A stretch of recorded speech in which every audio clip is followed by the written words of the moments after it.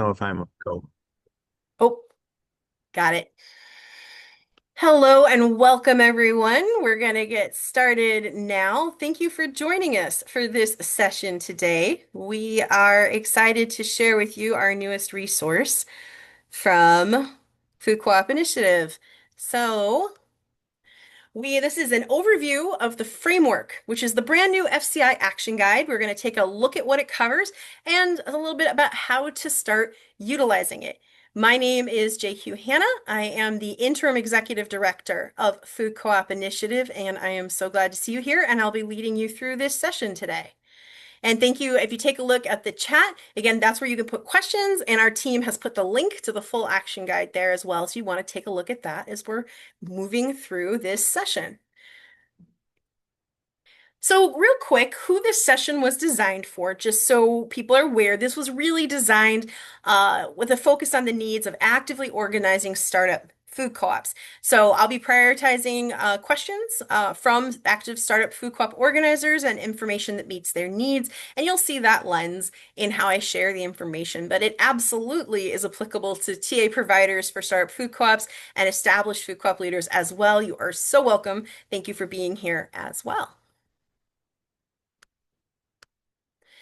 Real quickly, I just want to name that we all have very busy lives. We're coming here from work, we're coming here from school, we're coming here on our very short lunch break, wherever we're coming from, other responsibilities. We all are from very diverse experiences and communities with varying levels of privilege, and there is a lot unfolding right now in the world that's impacting all of us, some of us much more directly than others. So I invite you to take a really deep breath with me. Just close your eyes for a second. You don't have to. And just let some of that off your shoulders so we can be present with what we're here to learn together today.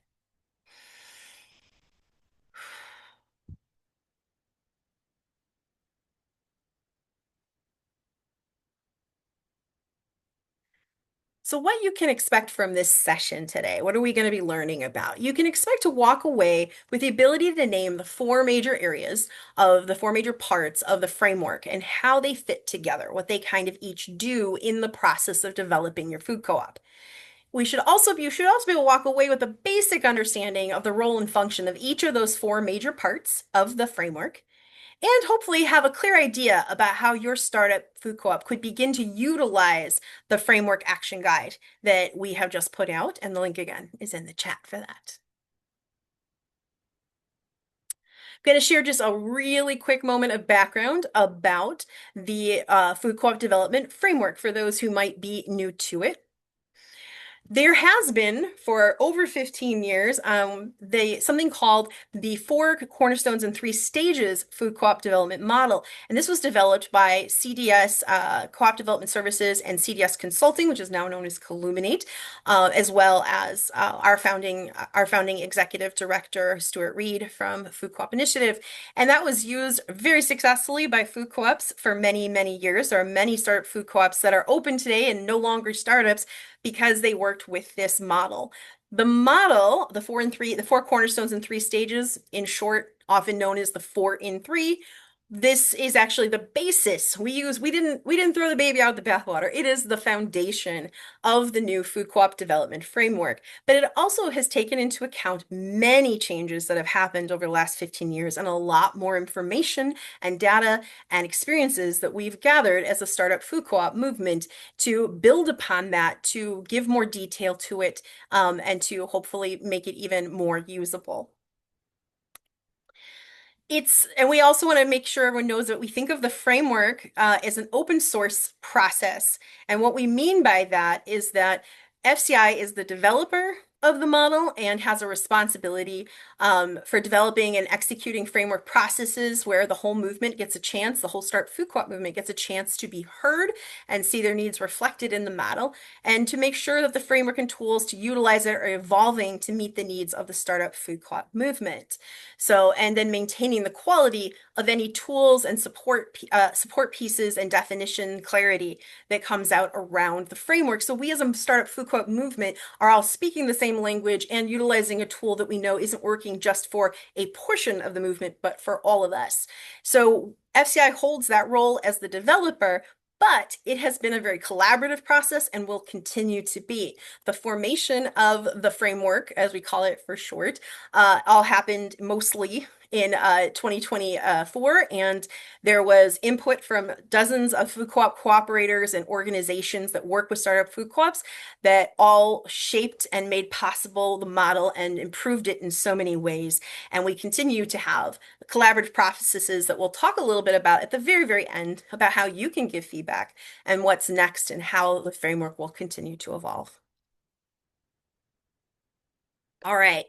So we're going to dive into what's covered in the Framework Action Guide, which is really an overview of the full framework, giving you what each of the pieces are and what they basically do and mean. It's a lot to cover. And I absolutely guarantee at some point in this conversation, you're going to feel a feeling that you might call frustration, where you're like, but how do you do that thing? Or what about if this happens and you combine these?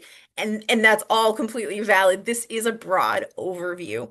So we will be taking questions. We will try and talk through some of those scenarios, but this is the first of many tools that we will be building to support the framework.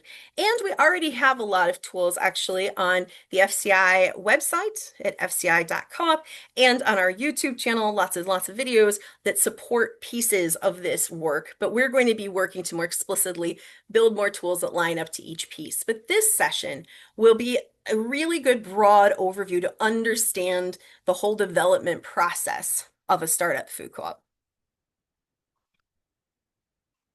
All right. So what is the food co-op development framework? Real quick. It is meant as a guide to the essential parts of your startup food co-op's construction plan and how to assemble your co-op's unique plan. It's organized as a collection of universal best practices from decades, now 2 decades of work of this new startup wave that we are in of food co-ops, and that it's meant to speak to the needs of any startup co-op aiming for success. So it is a flexible tool, and it affirms that there is no one perfect right way that a food co-op is developed. It's going to be different in different communities. So as much as I know we all sometimes would love, like here's co-op in the box, and here's exactly what to do and how you do it and how many owners you'll need and how much money, those things are going to fluctuate and change depending on the community. There isn't one model that works for every single community, which is why we very consciously moved to calling it a framework. But this is a really excellent framework of best practices and what we've seen for decades, and startup food cooperators from all over the country have seen for decades, of the things that consistently lead to success and are necessary for success for building, opening, and sustaining a new startup food co-op. So there are 4 main parts. This is one of those key learning parts I said we'd be working on, making sure that you walk away with. The 4-in-3 model, if you were aware of that, had 3 parts, and we've added a 4th one. There are 4 main parts to it. Actually, there were 2 parts to that. And now we've complicated it. Actually haven't. What we've done is pull out information and pieces that were all kind of squished together and name them so we can see them a little more clearly and utilize them a little more effectively. And those pieces are the vision. It comes first, and we'll talk about why in a moment.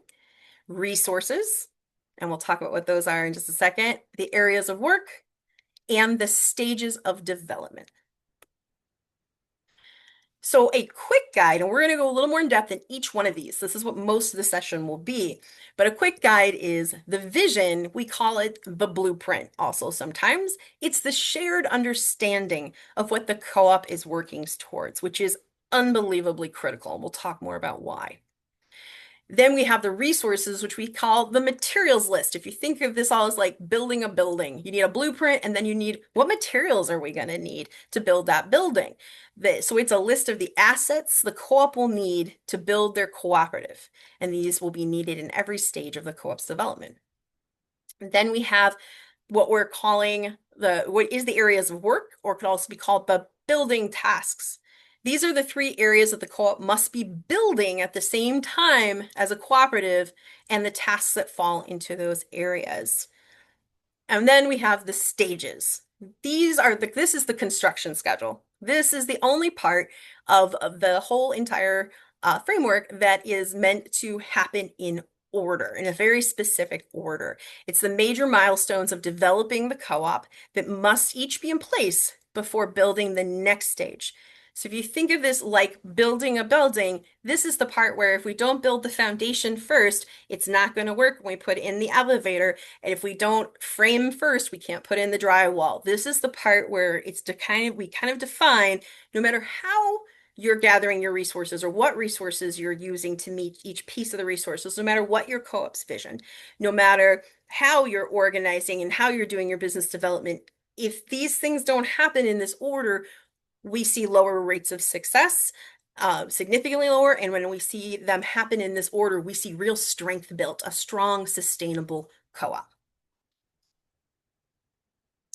Take a look at the chat. All right, yeah, thank you. So Mercedes is sharing in the chat where you can find some of our resources. We're going to dig in first at vision. We're going to get started here. So vision, the blueprint, it's at the top of the food co-op development framework for a reason. It is the thing we are aiming toward. It is the reason we are building our food co-op. And it has pieces that define that. We're going to work through that. But it will always be at the top, no matter if you are just starting to think about building a food co-op or you have the doors to your store already open, you're operating business, but you're working on reaching financial sustainability. So you're still in stage 5. You haven't quite gone to established food co-op or anywhere in between. The vision is at the top. It's what we are doing and why we were doing it, what drives us to build the food co-op, what drives people to participate in the food co-op, what it's here to accomplish, and for who. And we have to always keep that in sight, because if we're just going to build a grocery store, and there's nothing wrong with that, but if you're going to just build a grocery store to sell food, food co-ops are really what we succeed best at is not only selling groceries and being immensely good at it, but also selling a vision, a recipe for change and growth and experience of community that we all want. We can't compete always on price. We can't be, and we cannot be, as food co-ops, the cheapest in town. We are still small, independent, individual, little, tiny grocery stores. And even as a total sector, food co-ops are way outbought in purchasing power by many major chains. So we're not always going to be the cheapest, but we can be absolute most amazing shopping experience because both of what we offer and because of how we manifest community in our stores and what we make possible in our communities. And that's the recipe for building a food co-op and its success. Building a food co-op is not easy. If you just want a grocery store, if there isn't a vision driving it other than we just need a grocery store, might not choose the food co-op model because it isn't always the easiest or the fastest, but often the most deeply impactful. There are 3 main parts to the vision. So there's the purpose and the core values. And then we'll talk about business concept. We call it purpose. And I will tell you that is because some folks call this the vision, some folks call this the mission. We've heard all sorts of different words. I've actually taught sessions where people got into debates about the right word. And so we've pulled back from that. You can use whatever word you want here. We call it the purpose. It's to define what the co-op exists to accomplish for who. We're going to look at an example in a minute. But it's broad enough that it can be fulfilled by a variety of different business plans. There are multiple ways you could meet this what for whom you mean to serve. So we'll take a look at an example in a moment.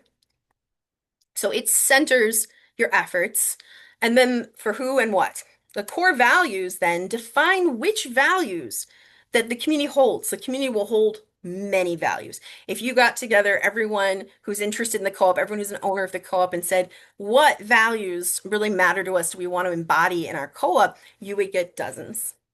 The core values, and all of those may be attainable, but the core values define which values will be jointly held and prioritized as the core of your co-op. and they will be the non-negotiable highest priority values of the co-op and its owners. So when we have to make tough decisions, when we have to decide if we're going to cut costs here or we're going to add this here, we are looking through those core values and saying, what is non-negotiable is our values of how we deliver this grocery store, this business that we're building. So quick examples. These are made-up food co-ops. For Bricktown Co-op Market, the purpose might be to build the economic and physical wealth of the Southeast Bricktown community. So we've got what? Economic and physical wealth. We've got for who? Southeast Bricktown.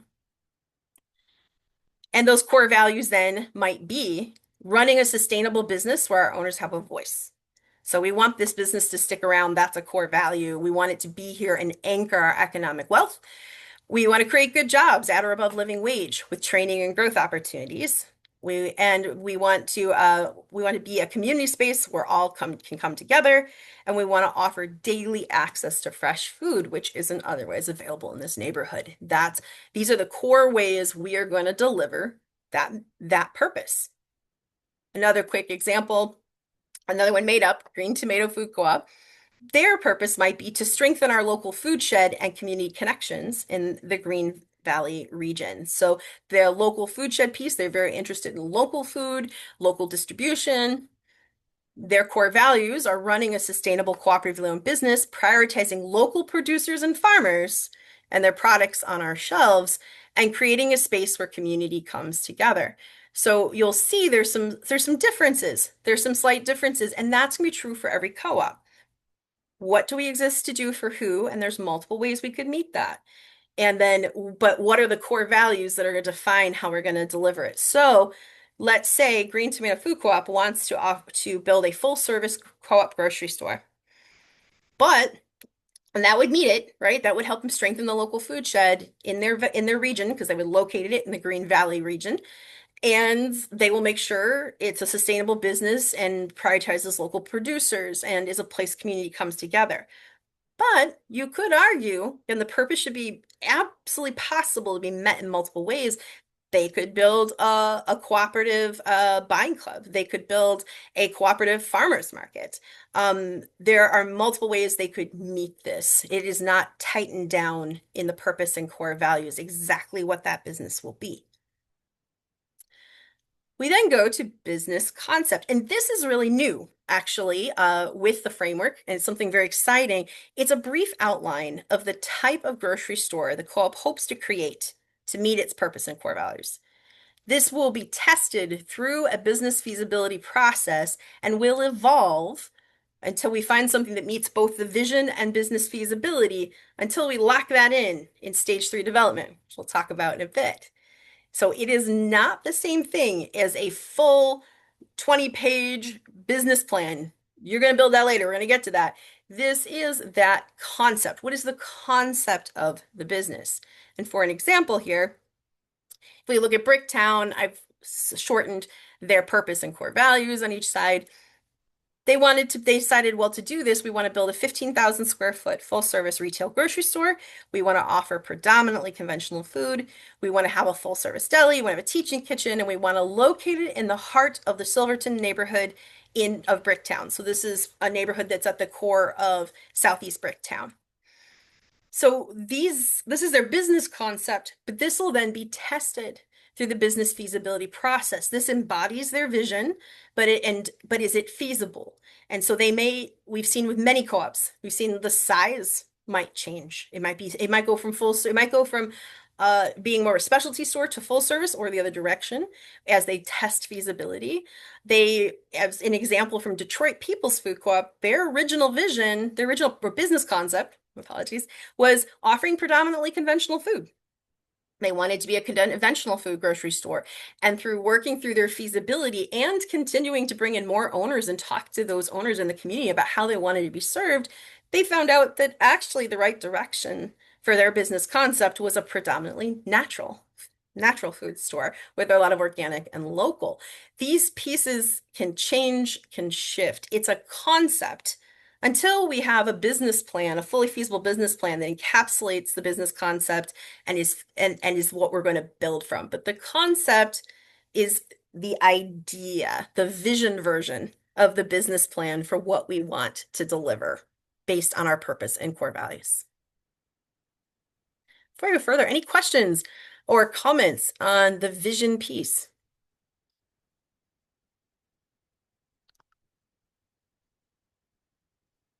All right. We're going to move forward into the next piece, which is resources, which we also call the materials list. So if we're thinking about building a business, or building, I'm sorry, building a building as well as a business, we have the vision. We know what we're trying to make and attain for who, right? But what are we going to need to build that business or that co-op, right? Or that building. So if we were saying, oh, we're gonna build a clinic, and we know it's going to need to be this many square feet and it's going to have these services and we're going to need to have this kind of plumbing to put in these kinds of equipment to do these things at the clinic. And we want it to be brick. And they start to realize, like, what are we going to need to build that clinic? We're going to need this kind of plumbing and these kind of bricks.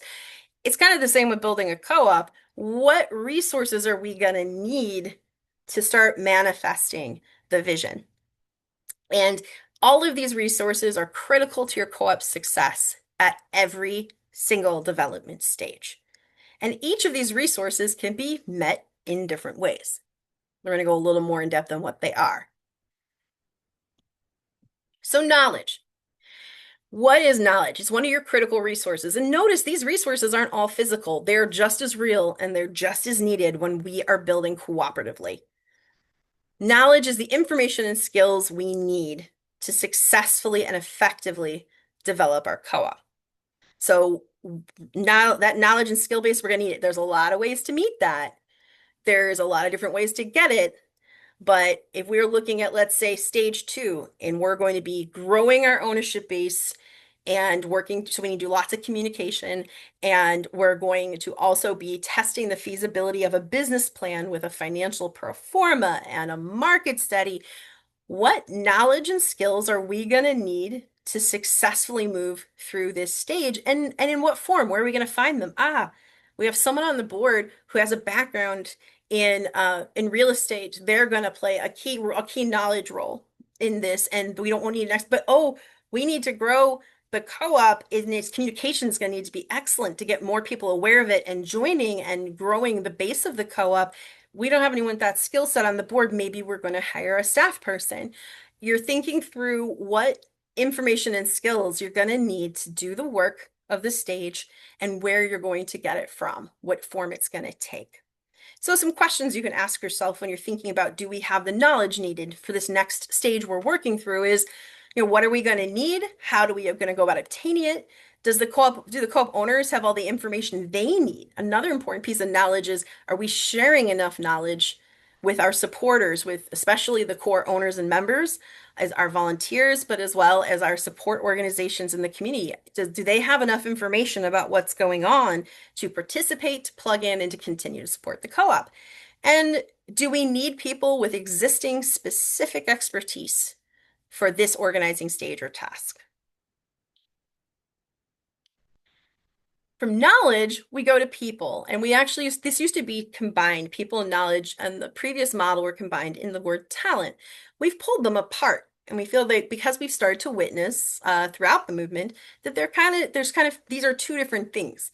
There's our knowledge we need, and then there's people, which is the human capacity, just the people, the bodies to show up and do the work, and we also need the robust participation of those the co-op exists to serve.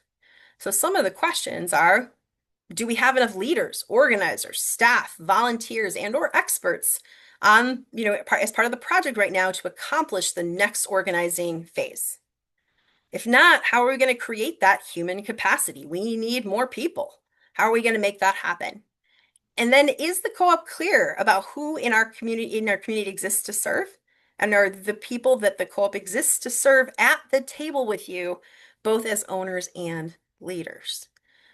We can have all the human bodies, people with capacity and time to volunteer and serve on the board that could just have immense amount, which is rare in startup food co-ops. Usually it's something that is always a little bit of a struggle.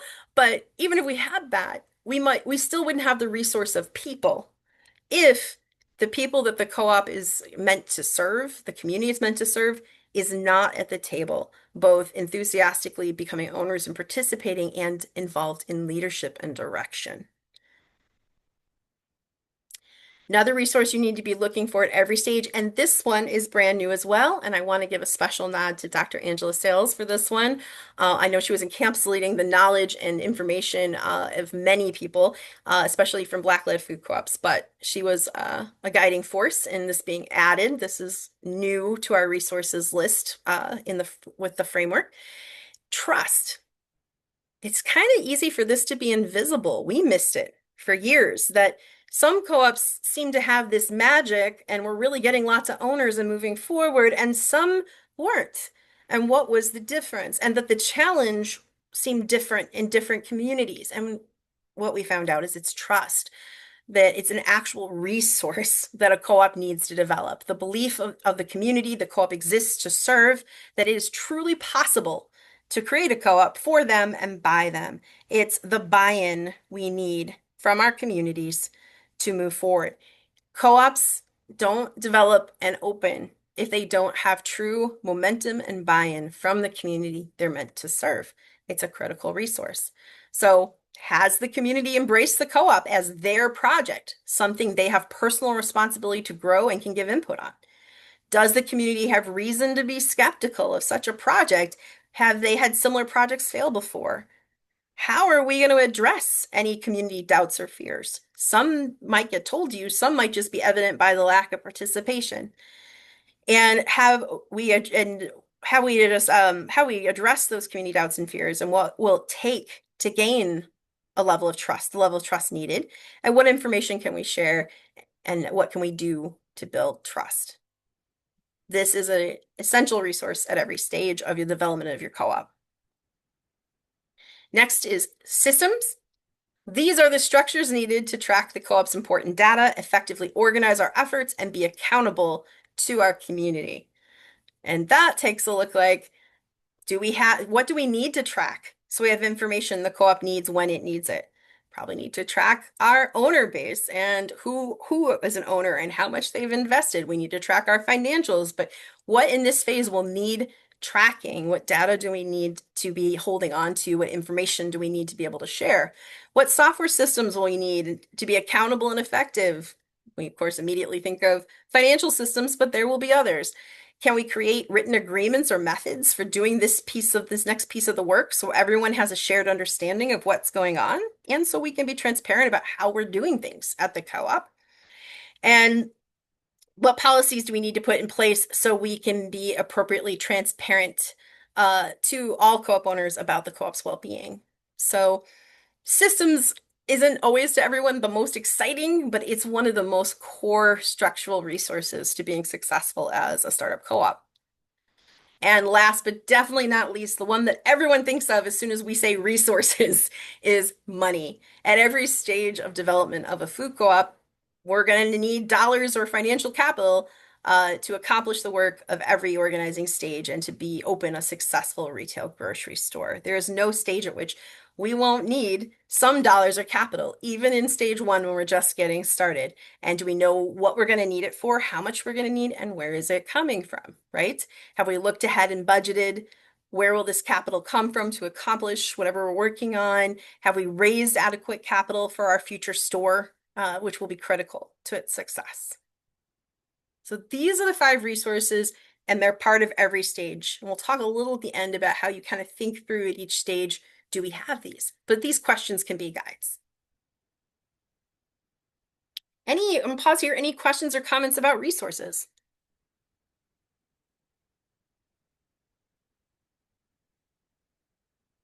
All right, we're going to keep going. So the third critical piece of the framework, the areas of work, which we also sometimes call the building tasks. The areas of work are the categories of effort that have to happen to move forward, and they have to move forward in alignment with one another. And all 3 areas of work are part of all 5 stages of organizing. In a way, your co-op is really building three things at once when it's a startup. It's building the co-op community, the concept of the co-op, the participation of the owners and the members around a vision, and fulfilling a space in the community. The co-op has becoming a real living, breathing piece of the community. It can do that before the stores open. It has to actually do that before the stores open. You're building a co-op community and a position of the co-op in the community it serves. There's business development.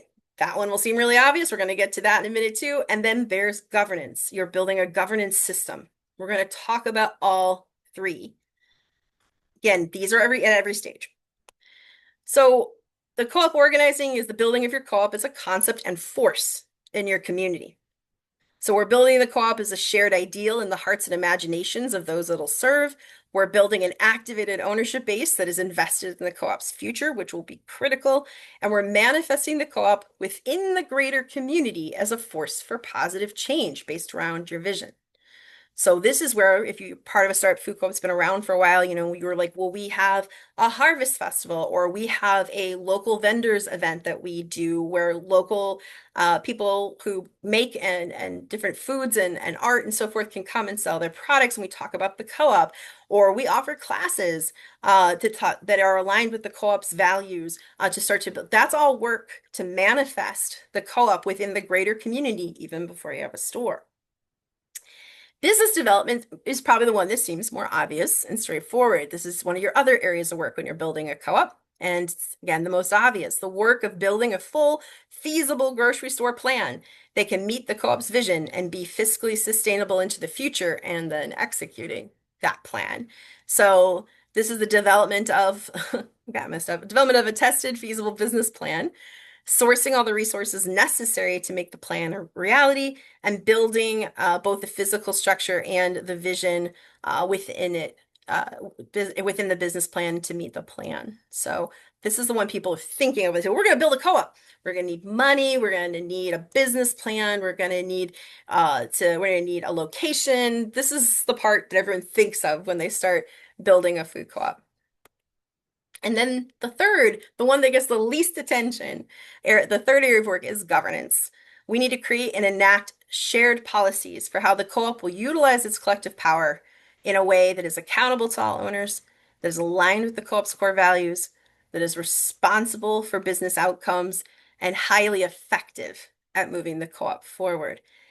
This is something unique to co-ops that we have to do. We not only build the concept of the co-op and the ownership base and the business, but how are we going to govern all these processes and be transparent with one another and have collective ownership in a way that is meaningful? Governance is a critical piece of this, but it's the easiest one to let slip in the development of a food co-op.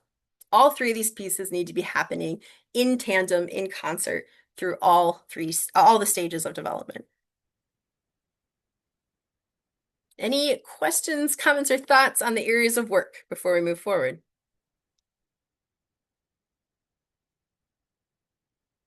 All right.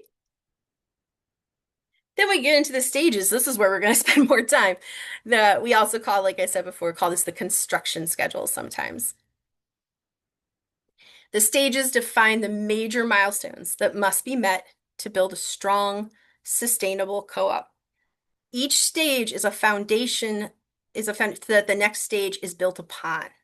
So this is where we get into that. This is the only thing where we really encourage you to do it in this order, because historically for 2 decades now of what we've seen with startup food co-ops, these things build upon each other to get to the co-op success. That skipping one of them, going around one of them, leads to major weaknesses and even potential failure for a startup food co-op. Stage 1 begins when the co-op's exploratory team decides the co-op model is the right one for organizing to meet their community's needs. So this means if you've been like, we want to build something, and usually we want to build a grocery store. People usually already know that. And like, well, you could try and start one independently yourselves. You could try to lure in a chain to come do that. You could try and build a nonprofit grocery store. Those exist. Or you could build a co-op. And a co-op is a very specific thing. And that decision to go, we have a vision for how we kind of want to serve the community, a need that needs meeting, and we've decided the co-op model we think is the right way to approach this. We're going to commit to the co-op model and to building a food cooperative. At that point, stage one begins of organizing a new food co-op. There's a whole bunch of work that happens in between that'll be defined by areas of work and getting those resources together to do the work. The milestones you'll meet to exit stage one and move on to stage two is that the co-op is legally incorporated. The co-op has set its preliminary vision that will evolve over time as you get more input from your owners and community base, but you'll have a preliminary vision and there's a stage one feasibility checklist which has been met. So there are kind of clear milestones to we've done most of the stage one work. The main thing you're thinking through as you decide, are we done with stage one, is not only is the co-op legally incorporated, have we set a preliminary vision that seems to be resonating with the community? Have we gone down our feasibility checklist and made sure that we have those pieces done? But also, you're testing at the end of each stage as leaders of your food co-op. Is this still seem like the right way to go? Does this still seem like the right investment for our community? Does this still seem like the right way forward? The leadership of the co-op is responsible for making that decision very consciously at each stage of development and thinking that through. I think I saw a comment. Do a feasibility. I knew you were going to say that. So the question is, do you have a feasibility checklist to show us?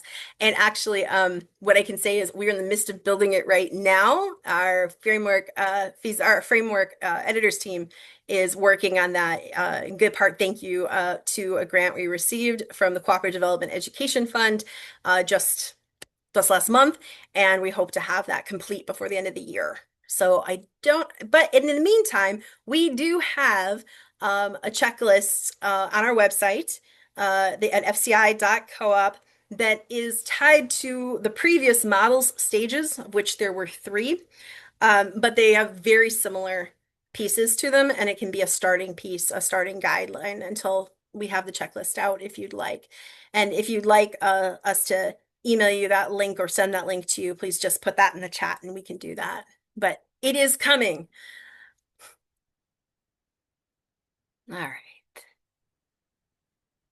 So stage one, some of the questions we're asking ourselves before we're deciding, are we done with stage one, is have we gathered all the resources we need for the next stage? So do we have and that means resources. Do we have the knowledge to understand what's going to happen in the next stage and what we're going to need to execute the next stage?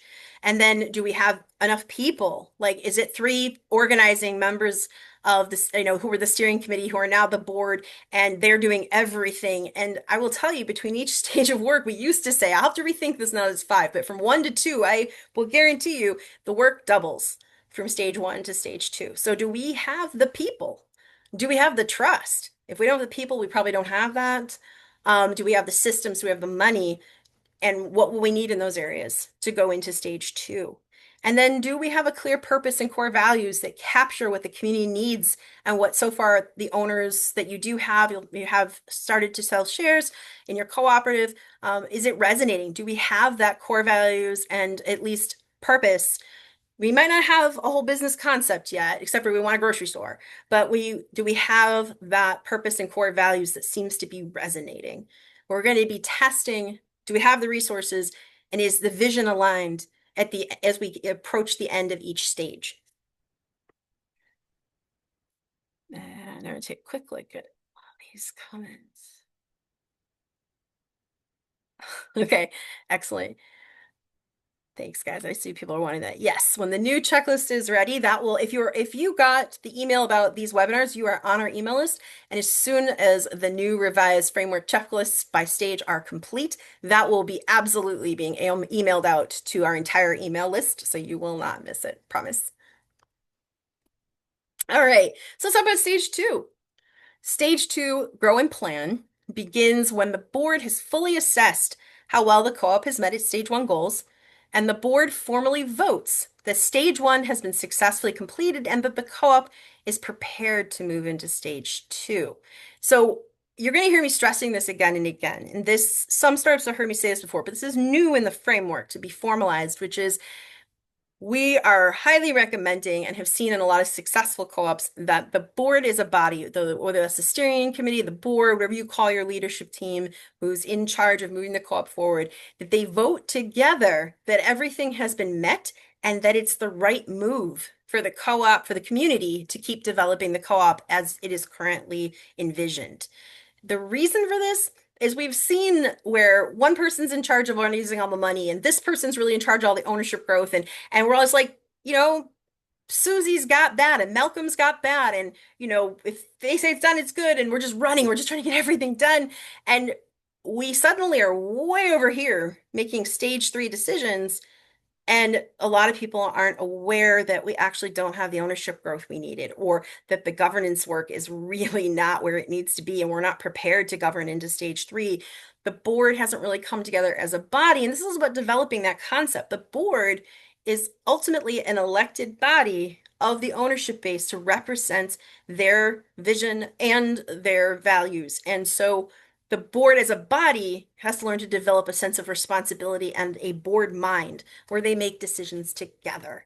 And that can be tough when we're doing a startup. If you've ever done any kind of startup of any project, much less a business, everyone's just running and trying to get everything done. It is critical actually that we come together as leaders and assess if our co-op has met its stage 1 goals and it's making sense to move the co-op forward, that our current understanding of the co-op and how the community is reacting to it and the work we've done is saying, yes, this co-op thing still makes sense. The milestones at the end of stage 2 is that we have a full business plan that has been created and put through a rigorous feasibility process. That is several videos on its own. We do have videos about the feasibility process on our YouTube channel. It is a big lift of work. You are testing financial feasibility, market feasibility. You are testing the community's ability to lift this project, the feasibility of community capacity, and of site feasibility. There's a lot that goes into building this business plan, which all happens in stage 2. You're testing another milestone will be that the feasible business plan has been assessed for meeting the vision of the co-op still. Sometimes we're like, we just got to get this grocery store built. We just get this, and like, well, this, the numbers aren't working, and then we'll take this and we'll move this, and now the numbers are kind of sort of working. Okay, it's feasible. We need to go back and also make sure it's vision feasible. Is it still the best plan for delivering the vision of the co-op, its purpose and its core values? And then the plan also is meeting those business feasibility goals. So those are the milestones we're looking to meet to move into stage 3, which is kind of a really big step because we're going to question first, have we gathered all the resources again to go into stage 3? Do we understand stage 3? Do we have the knowledge? Do we have the people? Do we have the trust? Do we have the systems? Do we understand stage 3 enough and what we're going to need resource-wise to be ready? And do we have those resources or a plan we know how we're going to get them or how we're going to approach getting them? And then again, we're testing that vision. Has the vision, the ownership base has grown, and does the vision still fully resonate with your ownership? And we actually suggest somewhere near the end of stage 2 that you run a process, an input process to test the purpose and core values with your community. Generally, if you've gotten this far, they resonate most of the time with the community, but sometimes they need tweaking. You'll find that you had it mostly right when you started as 5 people who were trying to do everything, and now you've got hundreds of owners, but there'll be some pieces that you'll find out they care about slightly differently or prioritize differently. And so you'll be reevaluating that vision with the help of your now large owner base. Stage 3 begins when the board completes a final assessment of that business plan and votes yes, that it is a feasible plan on all levels to meet the co-op's vision. So this vote is super important that you have voted as a board. Yep, this is the plan. It is feasible. We not only have a plan that shows here are the numbers, here's what we'll have to raise, the size of the store, the type of products we'll offer to be a sustainable business, but also we think we can do that. Our community can raise that kind of money. We can find those resources. There's a right kind of building available. This is worth going forward. It's not a guarantee of success. It is feasible. The board needs to find that the plan is feasible and that, again, the plan meets the co-op's vision and is the best, most successful way to meet it. That they aren't going, wow, this is going to be, and occasionally this happens, and this is an okay outcome. This is going to be an incredibly hard lift. Look how much money we'll have to raise. Look at the, I don't think there's, I don't even know if there's properties like that in the neighborhood we want to serve. And the community goes, well, wait a minute, whoa, whoa, whoa, whoa. We still have this purpose and core values, but maybe we should consider a different business concept. So that needs to be, you need to be clear. This is the right, you really want to build a retail grocery store and everything that entails in this, that has been outlined in this feasible business plan. The board would then vote yes, and we'll move forward with utilizing the approved plan. This feasible business plan you voted yes on is now the foundation of the co-op's development through stages 3 through 5. We now have our feasible plan. It's a full business plan, and we've agreed it meets everything and that it's worth pursuing. We're going to go. We're now going to pull together all the resources to execute on this thing. We're really going to build it. We've decided this is the right way forward. The milestones nor the end of stage 3 is the co-op has gathered all the resources necessary to build the co-op grocery store as outlined in the approved plan. No small task. We have raised all the money. We have found the site. We have identified leadership to build the store. There is a robust level of owner engagement and community momentum that justifies moving forward. Occasionally, we need some adjustment here. We have a feasible business plan, but we haven't had nearly the ownership growth we should have, or owner engagement. It actually feels like people aren't very aware of the co-op. There isn't much momentum. And we have seen this happen where there's terrific business development of a feasible plan and even a plan to raise that money and to find that site. But it doesn't seem like anyone's paying much attention. The owners aren't very engaged, and this will absolutely potentially lead to failure as much as an infeasible business plan. So those are those milestones. We need both those milestones to move forward. Again, you'll be questioning, do we have the resources? Do we understand what happens in stage 4? And do we know what kind of resources we're going to need to accomplish stage 4 and where they're coming from? Do we have a clue what we're doing next to actually graduate into stage 4? And then we're testing that vision again, making sure that we still have alignment and that we're continuing to build alignment around that vision. Stage 4 begins when the board assesses, this exciting moment, that all the resources gathered are adequate to meet in stage 3, are adequate to meet the co-op's business plan, as well as that you also have the level of engagement and momentum the co-op needs. The board has voted to find both adequate to ensure the co-op's success all the way through stage 4 and stage 5. So this is actually this is also what we used to call, what still sometimes do call, the point of no return. This is where you've raised all the money, you've found the person who's going to lead, or multiple people who are going to lead the execution of building the business. You have all the owners, and now you're like, we're going to do it. We're going to sign that lease. We're going to release those contingencies. We're going to purchase that building, whatever, and we're going to start spending the money to build the store. We're not turning back at this point. It's happening. Throughout stage 4 is the actual building of the physical structure as well as the business inside of it. I want to give a nod to Michelle Schreiber from National Co-op Grocers, who pointed out really building 2 things in stage 4. We used to say, and then you build the store. Well, you're building the building and the equipment and the walls in the right places in the offices. You're also building the business. You have leadership that is figuring out all your vendors, that is figuring out your register procedures, is figuring out your staff structure, is building the business that will function within that location that you're also building out. So you're doing all of that in stage 4, and the milestones that say you're at the end of stage 4 is the building and business are adequately built to deliver on what has been promised to the community. And there is adequate cash reserves after all store development costs to sustain the co-op post-open. So we are opening with the fiscal resources necessary to get us through those early years, which should be defined in your financial pro forma and your business plan. You'll know how much you need by that point. We've worked through all these stages. What happens then? Okay, go back, of course, same questions. What happens then? The board says, okay, set the opening date.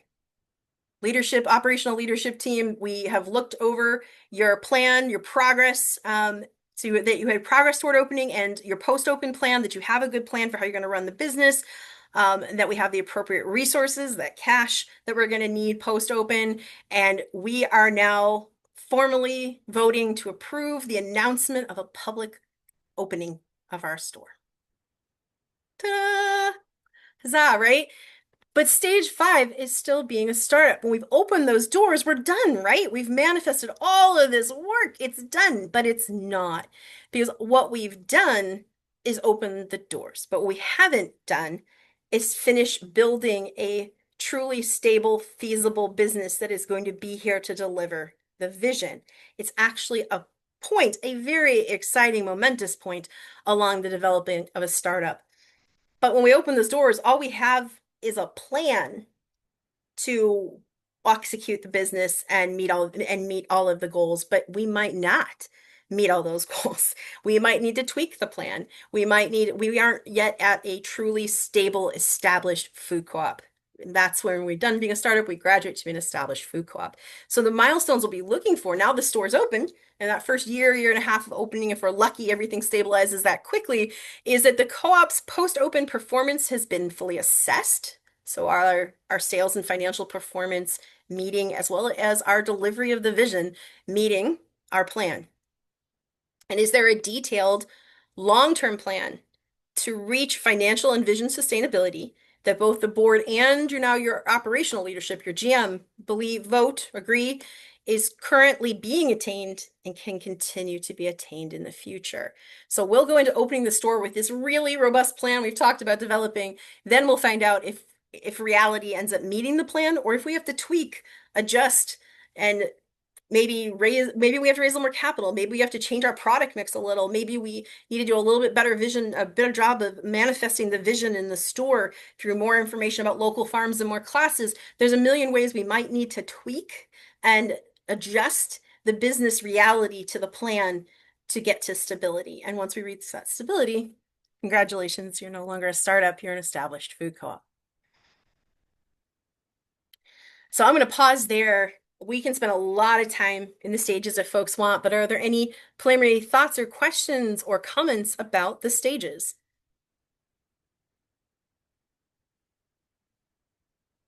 All right, I see some shooting up. All right, when creating an external timeline for the community and potential funders, what do you recommend including on the timeline graphic? I'm so glad you asked this. We actually have an entire video about this. If you go to our YouTube channel, I think it's called External and Internal Timelines. And it kind of goes over what to include. And of course, it's not like here's the exact graphic, but it is thinking about what you're sharing publicly versus what you're sharing internally and how to think that through. We absolutely do recommend use the framework graphic, but you're right. Like, well, does every audience need to know about the entire framework? It's a lot. The main thing I'm going to answer that in a minute, Karen. That's a great question. The main thing is that showing it to people says there is a tried and tested process, their framework to what we're doing that hundreds of food co-ops, literally hundreds of food co-ops have contributed knowledge to, that is what we are working with. So we're working with something that is not made up. We know what we're doing. We're following meaningful steps. All your stakeholders, from your potential lenders to your potential landlords to your owners are going to want to know that. Now, are they going to want to know everything I just shared with you? No, they are not. That's where that building of a timeline, an internal and an external timeline, where what do we share with what audiences comes into play. And Mercedes has put the link in the chat for our timelines video, and that would be a great place to start. Karen asked, is the feasibility study the same thing as the feasibility plan? I'm so glad you asked. So we are trying to stop using the term, getting people to stop using the term feasibility study. And the reason is usually what people are referring to varies with that term. There are 4 pieces to feasibility. There's market, so that's your market study, your market feasibility. Is there people there who are going to shop enough to sustain a business? And then the financial feasibility, that's going to be your financial pro forma. Then there's going to be site feasibility. now that we know what kind of size business and shoppers, like, can we find real estate buildings that are going to match the need for this business? And then there's community capacity feasibility. Do we have the people, the buy-in, the human power? We have seen communities that have all the other pieces of feasibility phenomenally and can't really get people engaged in building the co-op. It's still not, so all four need to be there. That's what we mean when we say you have a feasible plan. You have a feasible business plan. When folks say feasibility study, they often mean just the market study. And we're trying not to call it that because that really confuses people. We also know have other providers that are using feasibility study to mean the market study and the financial pro forma, which is still missing two more pieces. So we're trying to move away from that term. Thanks so much for asking. It's a really good question. And we are actually working with TA providers to talk about this and have had a lot of success in building alignment. Any other questions about the stages right now? I'm totally happy to answer. All right. We'll get through this last section then, and then we're going to open it up to all conversation and discussion. Just real quick, a word about site in this process. So we talked about all these stages and resources. It used to be said that you should not have a site until you're in stage 3. You have a feasible business plan, and then you pick a site that best fulfills your feasible business plan. That's still ideal because once we know what kind of business can be successful, what kind of locations can be successful, what your market study will look at, and how much money that can bring in as a business, and how that plugs into the financial plan, and if it all looks like something that can stay open, it'd be great to pick the site after you have all that information. That'd be lovely. It just doesn't always happen like that. This doesn't work for all communities. Some communities have a site. That is offered to them right away by an important partner. So that is really invested in the project. And they're like, we will fund you, but it has to be at this site. Or we have this building available and we want you to build a co-op in it. And we're going to support you doing that. Sometimes the site has been kind of pre-picked for you. You don't get to skip stage 2, feasibility. So ideally, the site comes in stage 3 once you have a feasible business plan to pick a site that aligns with. But if you have a site before that, then in stage 2, what you're doing is trying to figure out what kind of business can we build in this location and in this building that would be feasible. It still has to go through a full feasibility process. We got a couple more questions. It seems that building a brand new building has its own set of timelines and stages. How would that fit here? Oh, yeah, there's that's just it. Everyone's timelines are going to be this is the framework. This is going to all those pieces are going to be different for everyone, right? You're like, well, we're going to build from scratch. How's that going to affect the timeline? Oh, it depends. It depends depends on how much you can afford what you're doing. Depends if you have someone who's buying it for you. It depends if you have a developer and you're just going to be inside of that building. It depends on so many factors. So you're absolutely right. There's going to be different timelines for how fast you move through each of the stages based on so many factors. And one of them being if you're building a brand new building or you're going into a brand new development versus if you are retrofitting an existing business, for sure. Yeah, and Karen's mentioning I'm running into that my older persons already. They kind of want like they want to specifically hand you a certain building and say locate here.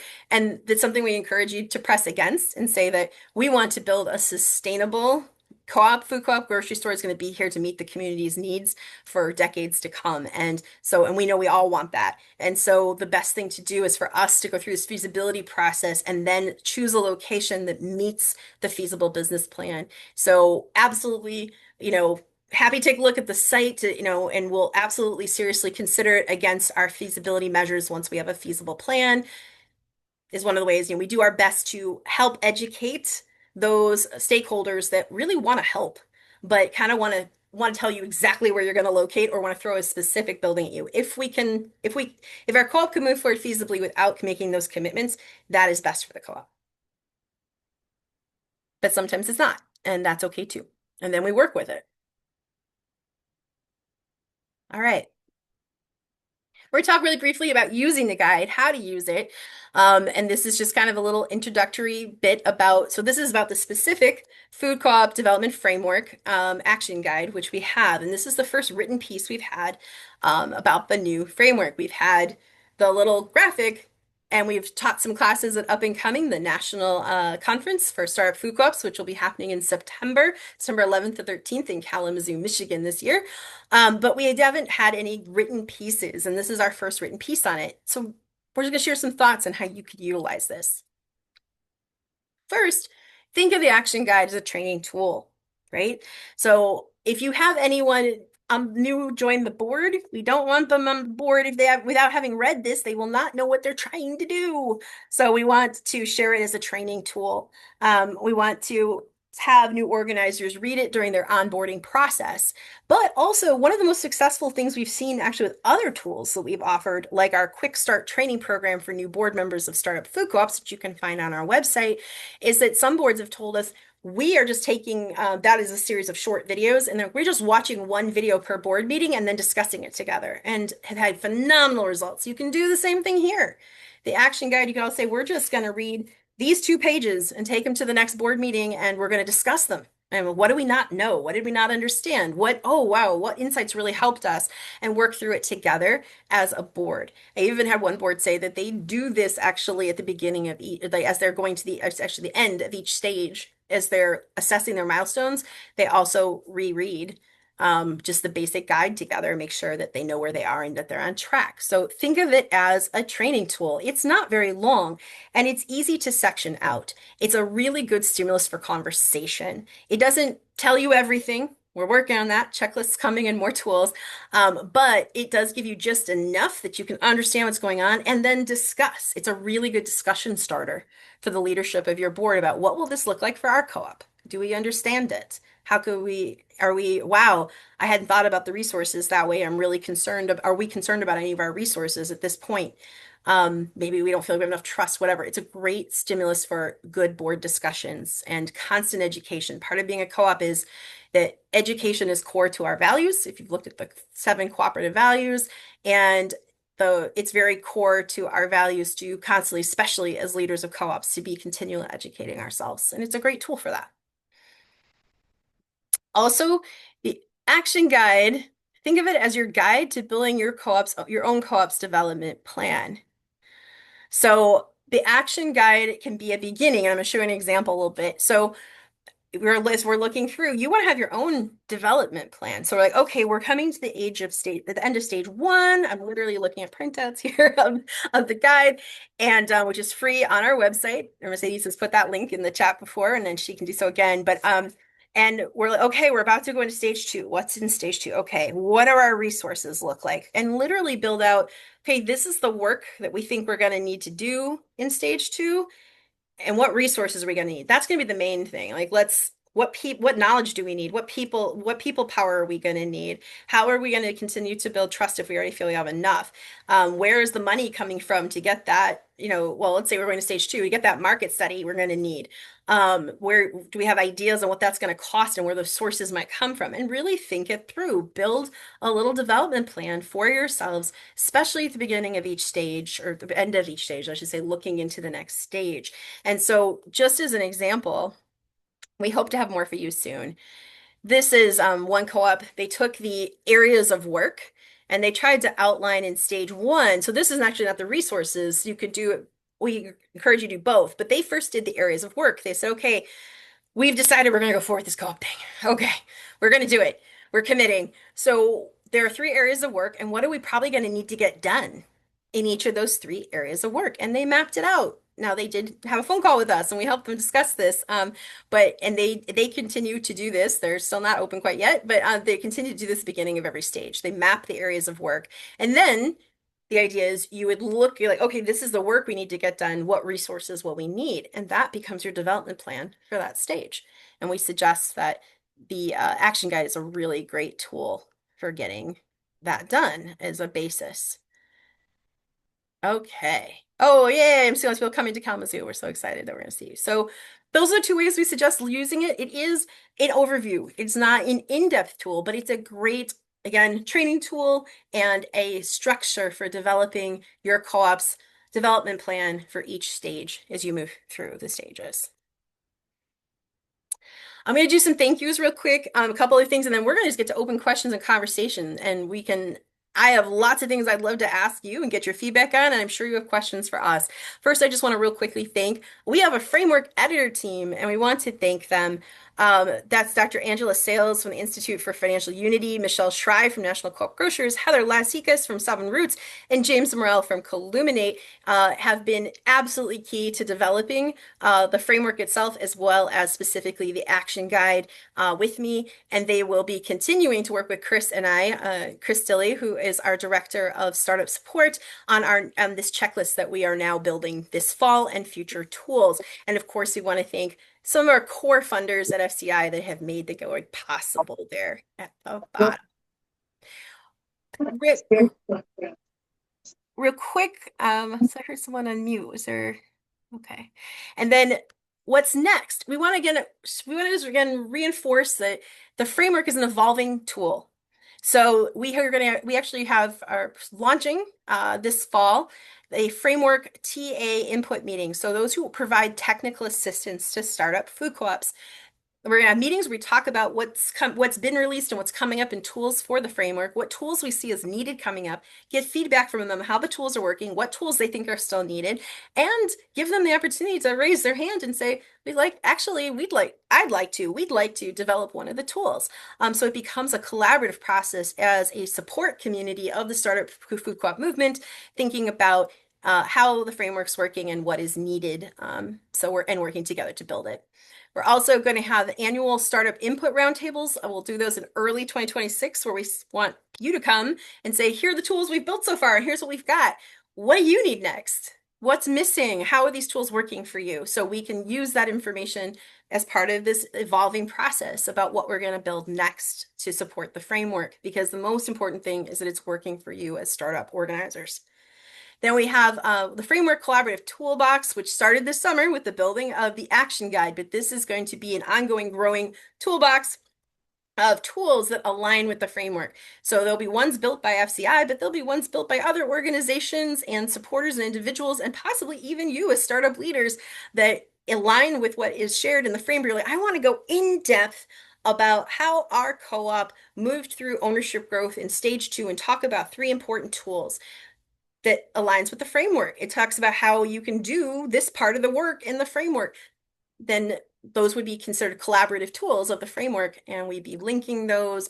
And so we hope to be growing that library over the next year. And then last but not least, the framework summits. Every 3 years, starting next year, we are going to have in-person summits to discuss how the framework's working, what's next. That will include all stakeholders, from startup food co-op funders to startup food co-op organizers to startup food co-op support organizations to technical assistance providers. And we're looking forward to that. And as you know, we have just found out that we did get the grant to go forward. Again, thank you to the Cooperative Development Foundation Education Fund. We are going to be creating those checklists and hope to have that to you before the end of the year. All right, so I'm going to stop sharing right now. And this is our opportunity to talk, to discuss, to ask questions, to clarify. Okay, Lisa asked, our co-op has been watching videos about the 4 and 3 model. How is this model different from the framework? So if you've been here the whole time, I mentioned at the beginning that there was the 4 cornerstones and 3 stages development model, which the framework is built from. It's been more developed, it's been expanded. Some concepts that weren't in the original have been added that have turned out to be very critical to startup food co-ops. But the 4 and 3 model is the basis of it. So those videos they're not gonna lead you astray. Let's put it that way. They're not gonna lead you astray. You're gonna find there's a few things that are a little different, but the core information is solid. And so don't worry. Other comments, questions about any part of this? Suggestions?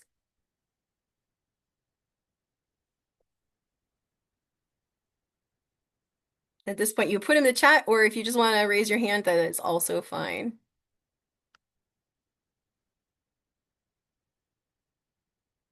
I know that most of you, though, are not on screen, which I completely understand. So, okay. All right.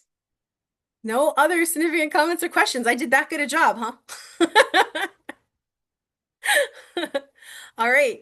Well, wonderful. I will say we did schedule to go for another 15, 20 minutes. And so I am going to complete the recording and say thanks here.